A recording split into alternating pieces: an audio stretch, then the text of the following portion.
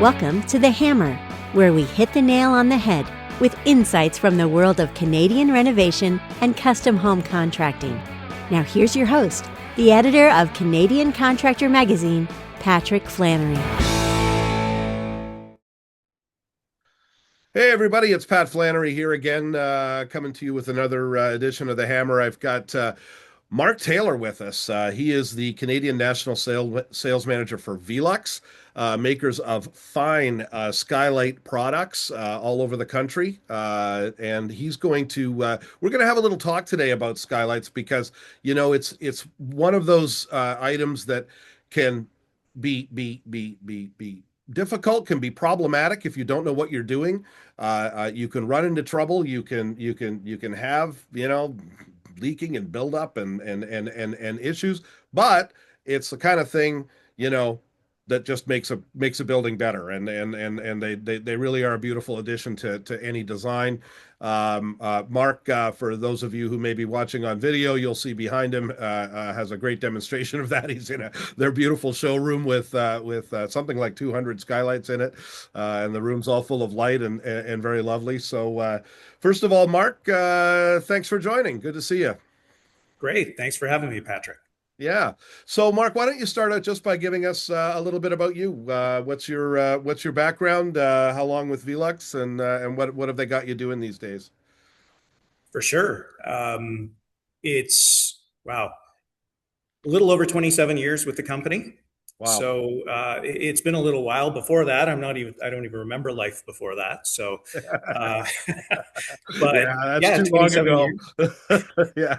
I started off in Vancouver with the company, and I spent 15 years out there in that market, which is a very different market than, let's say, the Ontario market, for example, with our products. So I moved to Ontario about I guess that's about 13 years ago now. And, just traveling the country constantly, learning about the different markets and the customers and how we can help them choose the right skylights, make sure that installations are done correctly, and that they have a great experience with them. Yeah, absolutely. And where are you coming to us from today? Oh, I'm in our Oakville head office. This is our showroom here. So our building was built 25 years ago. We have a little over 200 skylights in our building. I've got 2 of them in my own office, so I work under daylight every day that I'm in this place. And we have no artificial lights on at the moment in the building right now. So we work and live under natural light, daylight. So that's not something many people can say, and it flows right into my first question here. How is that working in daylight? Do you feel that there's a difference? Do you feel that it makes life better somehow? What are the benefits of getting lots of daylight into an interior space? For sure. Skylights and daylight, but just daylight in general. The simple side of it is that daylight, it triggers kind of sleep cycles, and it controls kind of your circadian rhythm. So at nighttime, as the daylight goes away, you're getting melatonin, and then when the daylight comes up in the day, you're getting serotonin. So it's a mood booster. Because of that, other benefits, vitamin D that comes from daylight as well. So that helps our immunity and bone health and a number of other things as well. So, daylight is good for us. And I would say when I lived in Vancouver, the winters were just gloomy as could be. And you'd go weeks, if not a month, without seeing any daylight. And then when that sun would come out on that day, I mean, everybody, they drove nicer. Yeah. They were more friendly to be around, just in general. And you could see what the benefits of daylight would do in an environment like that. So really, really neat. Yeah, everybody's attitude picks up, and it's kind of an intangible, but it's there. It's a real thing, and I think people just like their spaces better when they have it. And there's been a ton of research about that in the last several years, because ever since energy efficiency became a big concern, There were efforts in some of the building code authorities to reduce the amount of windows and glazing, Yeah. particularly that were put on buildings. A lot of the HVAC people, for instance, didn't feel it was fair that they were going to be asked to upgrade their machinery, upgrade the mechanical systems, and that the envelope would still be, uh, huge amounts of glass. And sort of the pushback that came from the glass industry was, you know what? You can't make these buildings into caves. We can't have these dim dark interiors, right? And so that some of that sort of, well, it's stalled out around 40%, which is what it was before. So I mean, it's still and I think that's more for that'd be more for commercial building, right, Mark? There's really no limit on a residential build on what you can put for glass or not, right? It depends on the jurisdiction. It's usually a municipal requirement Mm, more than anything. If they limit the amount of glazing on the building, they will sometimes limit the amount of glazing on the roof, which I I'm not a fan of, and yeah. not just because I sell skylights, but to your point, you were talking about reduced glazings in buildings, and skylights can bring in 2 to 3 times more daylight than, let's say, a vertical window. And Mm, it all has to do with the angle of the sun, right? So you've right. got your roof slope, your sun is there, and you can move that skylight up your roof line and allow the light to stream into the core of your room. Mm, Whereas vertical windows will limit how far the light can transfer into the room without reflecting everywhere. So that's why we get hot spots when we think of just daylight through vertical windows. So, for builders, and you're thinking about trying to increase the efficiency of the building itself, if you can get 2 to 3 times more light from a skylight than a vertical window, you have the opportunity to reduce the size of vertical windows, put skylights in, and actually lower the square footage of glass that you're using and get a brighter, you're drawing the light into the core of the room. So yeah, there's a lot of benefits by mm. having skylights included into the design. I mean, vertical windows are essential. They're our gateway to the outdoors. They help us to create that environment. We want that in our homes, but we also want to have those bright spaces and not have hot spots. Yeah, and sometimes, it doesn't, it's not like you're reducing the window to nothing. It's just if Yeah. you can get slightly smaller, you can fall inside of some of those limits that you might be up against for how much vertical. So that's a great point. Yeah, you get your daylighting without necessarily having to have great big giant vertical windows on the building. Um, another thing that maybe the environmentally minded homeowner might be worried about, or the designer might be worried about, is the energy efficiency. I know that skylights were have been treated a bit differently in some of the energy efficiency regulations over the years. I'm not sure how much of that is still in place. There was a slightly laxer standard for them. What would you say to somebody who said, "Well, I don't want to put skylights in the design because, all the heat's going to be escaping out the ceiling, and now I've got an energy efficiency problem." What's the industry response to that one? For sure. And and that's a great question, because this is something that we deal with all the time Mhm. out there. The efficiency of the skylight, they've really improved over the years, for sure. Mm. With new glazing, options that are out there. We've got triple pane skylights that have multiple coatings on them. With some even have fiberglass frames. And our U values are right there with the vertical windows. Now, again, yeah, like you mentioned, the heat does rise up, but as long as we've got the installation being done well, the skylight is tied into the building envelope, we don't have energy issues with that. Even something like adding shades to a skylight when the light isn't needed can add, 20 to 40% more efficiency to the overall skylight system. Mm. So not unlike vertical windows. So Is so there's two concerns. There's the heat getting out through, and then there's the solar heat gain coming down in. Yeah. And either one of those can be a problem, because obviously running an air conditioner is just as bad in terms of energy efficiency as running a furnace. So what how do we balance that? What kind of discussions do you have with your clients to figure out the sweet spot in getting the actual right kind? Because I mean it's all going to be about the coatings on the glass. It's all going to be about the framing. Tell us a bit about that. Yeah. I think probably the biggest thing that we would talk about, and especially with renovators and home builders, is looking at venting skylights as the option, because it's really it's a bit of a hybrid approach in the sense of you get the daylight that comes through just like fixed skylights do. But like you mentioned, heat rises and it comes to the top and it gets trapped in the shaft around the skylight. So we need air to move around that area.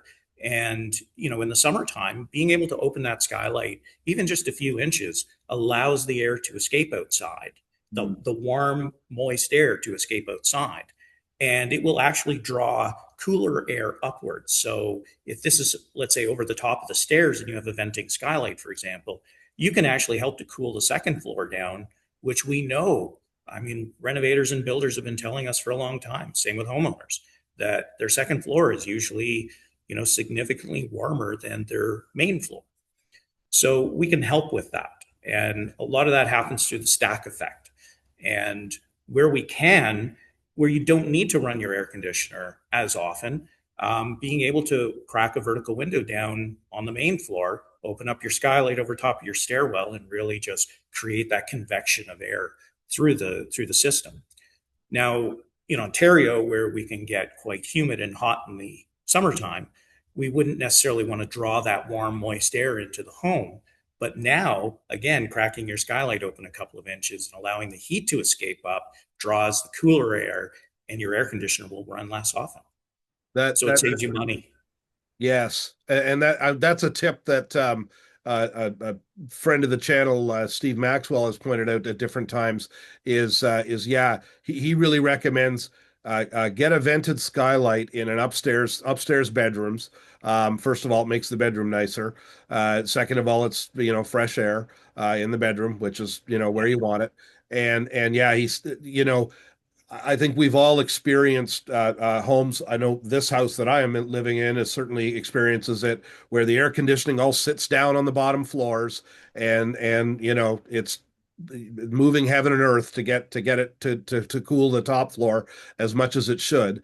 And if I had a vented skylight, that would be pulling that air up, and probably making things a lot more pleasant at night in the summer, on the upstairs level. I mean, as it is, I run a bunch of ceiling fans, but that's just really blowing the air around in the same room. So you're not exactly drawing air from the lower levels. So that's a great point. A nice use of skylights. And now, how much, like you say, it really only needs to be a matter of venting a little bit, right? I mean, we're talking a few inches here. This isn't something that needs to open wide up, right? Although I guess you could if you wanted to. Yeah, our skylights will open up, 12, 14, 16, 18 inches, depending on the length Oh, of the skylight. cool. So, but in a lot of cases, that's almost overkill. It will help to vent a space quicker if you open it up all that way. But Uh, once the venting starts happening, um, yeah, you don't need to keep it open nearly as much. and But it's interesting that you mentioned what you were talking before, because when we do meet with builders and we ask them how they manage that heat on the second floor, they'll often talk about putting a second air conditioning system in for the upper floor and one for the main floor. Mhm. So, you can achieve, not in every scenario, you can't achieve the same results, but, the skylight is a much, much more solar venting skylight with shades, is a much less expensive and more affordable way to address that situation. Absolutely, opportunity there to save on the mechanicals, because that's a lot more expensive than the skylights are going to be. Um, Forgive my ignorance. What are the options for opening and closing a skylight like that? Are we using a stick now to reach up and twist it, or do we have like an electronic? Do we have servo motors? Maybe both. We've, Velux came out with electronic opening skylights before I started with the company. So Okay. they've had them for a long time. But the latest generation is really neat because we've got solar controlled or solar powered. So they don't need to be tied into the grid to work. Oh, And therefore, if the power goes out, you're able to still operate your skylight, which is great because a lot of times in the summer, your air conditioner goes out and yeah, isn't running. So the ability to open up the skylight is a benefit for sure. And it's all done with remote controls now. You can do it with your phone. yeah. And one step further, there's a system that we have called Velux Active, which is a modular system. So it actually has a sensor on the wall that measures the heat, the humidity, and the oxygen levels in the room. And then it reaches out and it checks outdoor sensors, weather sensors outside through a whole network to see when should we have an airing in the home. And it will make recommendations on your phone and say, it's time for an airing. I can do it automatically, or you can click yes and do it manually. So it does some of the thinking for you Yeah. on when the best time is to use your venting skylights. But yeah, the stick kind of went away when we started having power windows in our cars. Yeah, I So guess. I yeah, guess. You know what? I'm so contrary. I almost would like this stick because to me it's one less thing to go wrong. You get that's maybe that's me. well, we've been manufacturing our electronics for so Yeah, long that there's they so seem to few. they seem to be So okay, do they? Yeah, they're pretty reliable. That's good. That's good. Talk to me a little bit about framing technology. Again, this is more of a there's an energy efficiency conversation to be had there. There's an installation ease conversation to be had there. There's probably a cost conversation to be had there. Vinyl, fiberglass, aluminum. What are the differences? What are the considerations when we're thinking about what kind of what kind of frame we want around that skylight? yeah, for sure. There's advantages and disadvantages for each type of frame for sure. Even in full aluminum frame skylights, the way that thermal breaks are built and the technologies that are put into them, I mean, they're almost as energy efficient as a fiberglass frame or a wood frame. And you brought up a point earlier about the testing of skylights and how that's different than the vertical windows. There is a reason why they do that because vertical windows are always at a 90-degree angle to the floor. So you can measure and do your testing, at a 90 degree, but skylights will change with every pitch of the roof. So when you lower the angle down to 20 degrees when you do your testing now, that actually makes it more difficult to achieve the same test results. So yeah, the frame is important, but I think the type of skylight is probably more important than, let's say, the material that it's made out of. And when I say the type of skylight, a deck mounted skylight, which will sit 3.5 inches off the roof deck, has less surface area above the roof for heat on the inside to try and escape through the frame. So the lower we get it down to the roof deck, the more energy efficient it is. Hmm. How do you tie the building envelope into the skylight itself? So in a deck mounted skylight, they always have a drywall groove that you can attach your air barrier to and seal it in. Curb mounted skylights, which will sit usually on a 6-inch curb plus the height of the skylight, get them up 8 to 10 inches off of the roof deck. So there's more surface area for heat to escape. And it's almost impossible to tie the building envelope into the skylight itself. You can tie it into the curb, but not onto the skylight easily. So when you start thinking of efficiency and just how it functions with the building itself, deck mounted skylights by design are going to be more energy efficient and they're going to perform better. But there are limitations. It has to be on at least a 312 pitch roof. in order for a deck mount skylight to work, because it's water shedding. Wherever water gets in, it can work its way out. It uses gravity for that. Anything lower in water can work its way up. And that's where the curb mounted skylight now takes over and is the better skylight in a lower slope application or even in a flat. That is, yeah, and that's the trick with skylights, right? Is that water shedding, that getting rid of the water aspect. I mean, I remember being in window conferences years ago, and you know the old guys saying there's no such thing as a skylight that doesn't leak. You know, and now I'm sure Velux skylights never leak. So, well, okay, I'll ask the question. How did you guys solve that problem? Why did skylights used to have this horrible reputation for leaking, and because I know, you know, if water isn't pitched, right? Anybody who does roofs, anybody who does skylights, windows, right? If the pitch isn't right and the water is allowed to sit around, it's going to find its way in. There doesn't seem to be any amount of sealing that will, at least over time, certainly, maybe when it's brand new, but over time, your sealing is going to let water in, right? How do you guys avoid that problem? How does your design get rid of that problem? Okay, I'm going to answer that in two parts because I'm going to go back to why people believe skylights leak Right, and where it comes from. right. And we're going back to the 80s and into the 90s. And I started in the kind of late 90s, and we were just getting out of this era of there was a big trend with almost every house was getting at least one skylight put into it. Yep. But glass wasn't a big factor at the time. It was super expensive to put in, so people were putting acrylic domes into their homes. Yeah, Acrylic has no efficiency whatsoever. yeah, The manufacturers, because of the demand, there wasn't enough supply of product. So these manufacturers started popping up out of nowhere, almost building skylights out of pre-built components in their garages and supplying them to builders. You also had a lack of knowledge with the contractors, the roofers that were installing these. And so it was a bad combination of poor quality products, not a lot of attention to detail.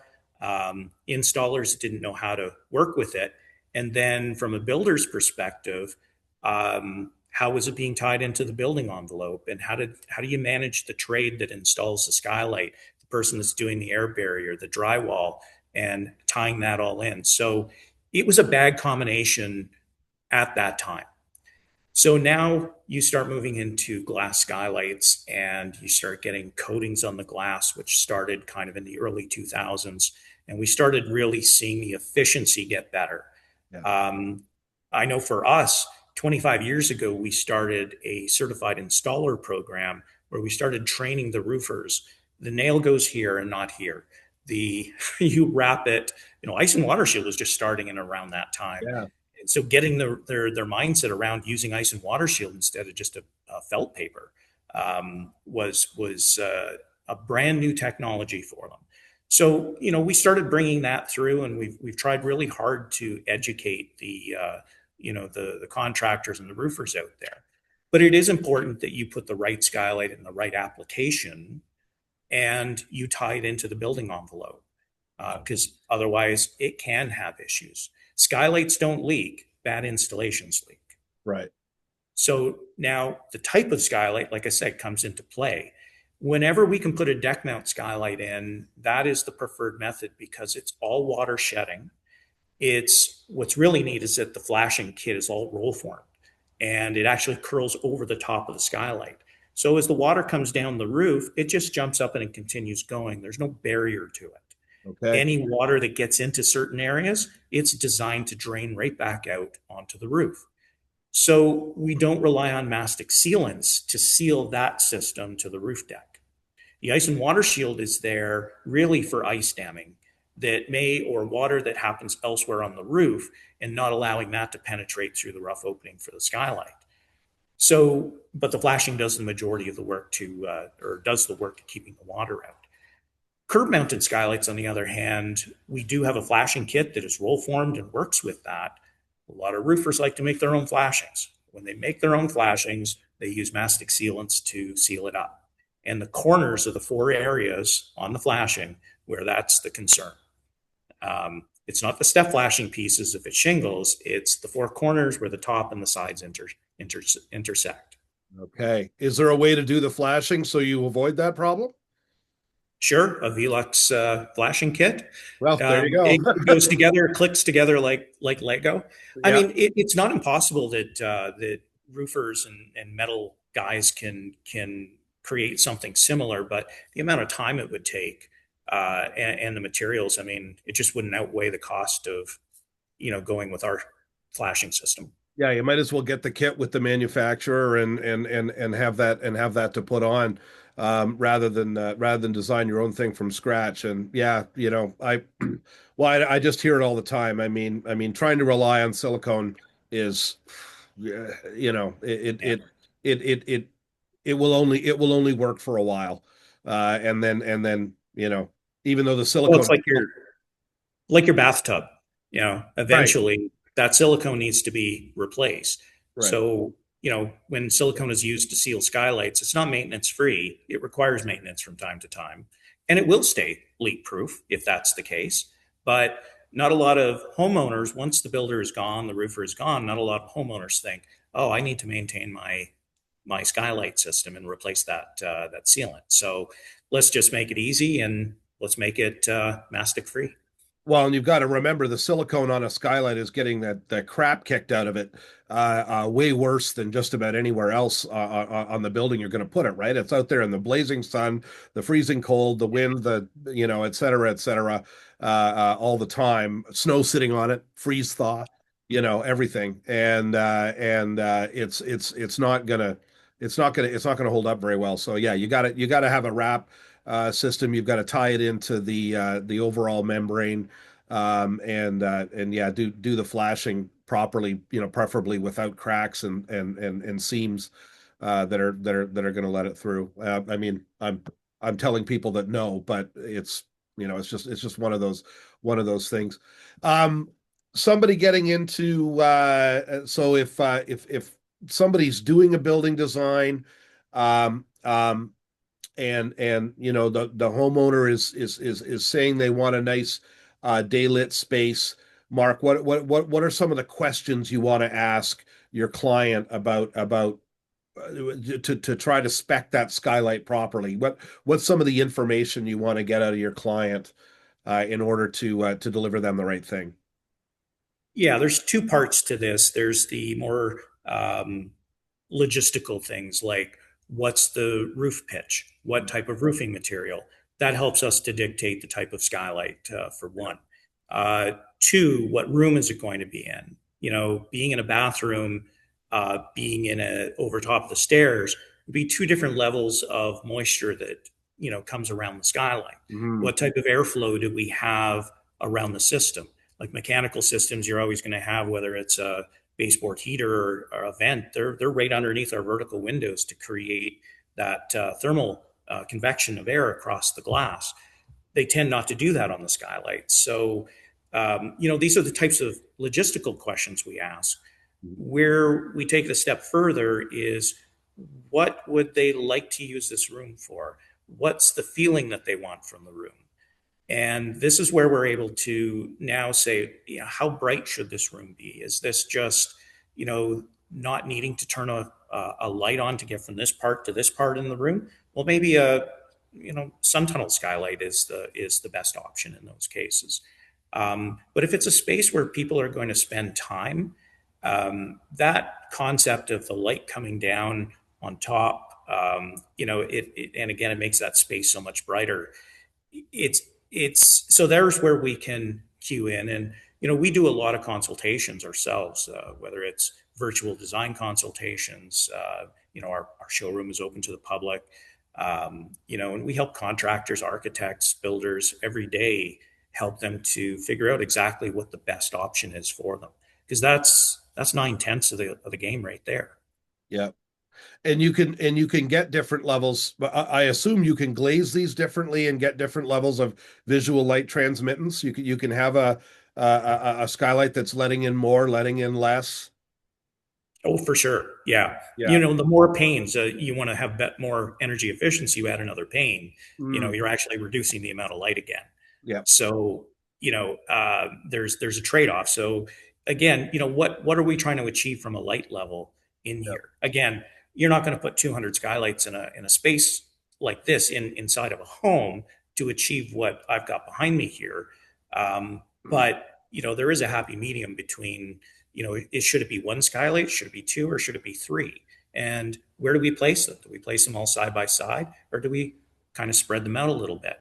Where in the room should they be placed to optimize, where the vertical window light, kind of weans off, and where the skylight takes over? Yeah. So, yeah. It's not on the list, but I just something occurred to me while you were talking. Condensation.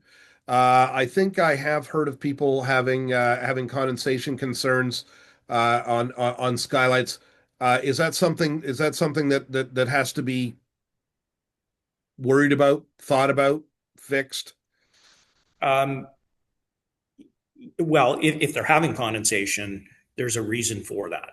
Right. And there's no doubt about that. Mm, In this building, 200 skylights, doesn't matter, minus 30 degrees outside, not a drop of condensation on our windows, okay. and on our skylights. And that is design mixed with the use of the skylights. Good quality glazings and glass. These are just dual pane, one coating of low E from 25 years ago, and Yeah. we have no condensation. But it's also about the air movement as well.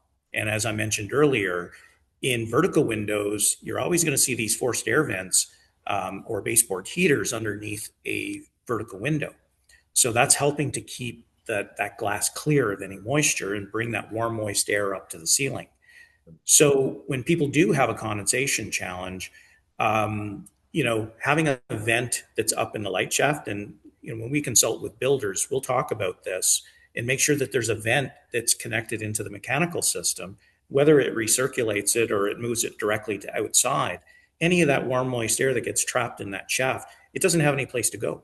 Yeah. So it will start to condensate if the moisture there is high enough. Yeah. And if people have condensation on their vertical windows, I mean, how could you not expect it to be on the skylight if Well, you're yeah. not moving the air?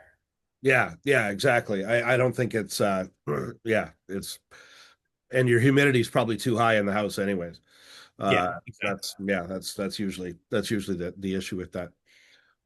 Well, Mark, this has been very informative. Interesting stuff. Anything else we haven't covered that builders should be thinking about when they're thinking about skylights? Hmm. Well, How hard is installation? Can you get into situations where you're going to need lifts or find things too heavy to get up on the roof? What's your recommendation there? I suppose you know, it just depends on how big you want to get. Like, how big can you get? some of the biggest skylights, glass skylights that we can do can be 32 square feet. So Wow. you're talking big, and they require a crane to get them up on the roof. Yeah. But the most common size is a 2x4 or a 2x5. Yeah. Sometimes we'll get 3x5.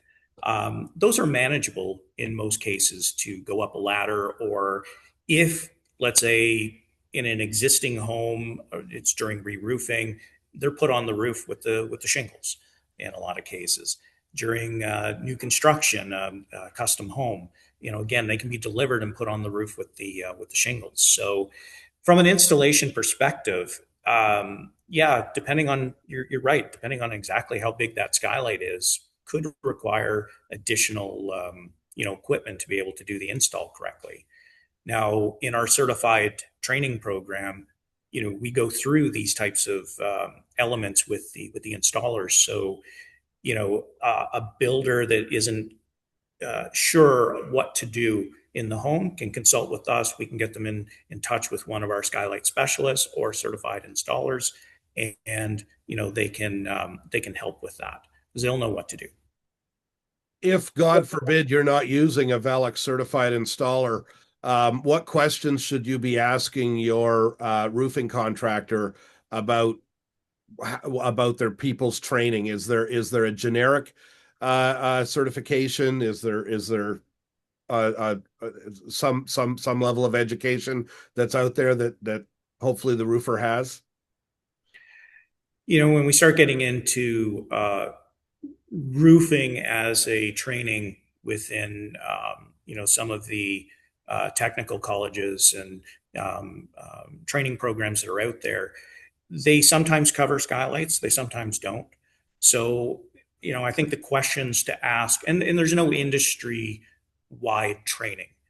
We've tried to take that on ourselves to say we're going to train as many contractors as we can. As a matter of fact, we just bought and outfitted two large mobile vans for installers so that we can bring the training to them and teach them how to do installations, how to save time, how to do a better job with it, and understand the products that are available to them. But yeah, they should be asking the questions like, what training have you had on this, and how many skylights do you normally do?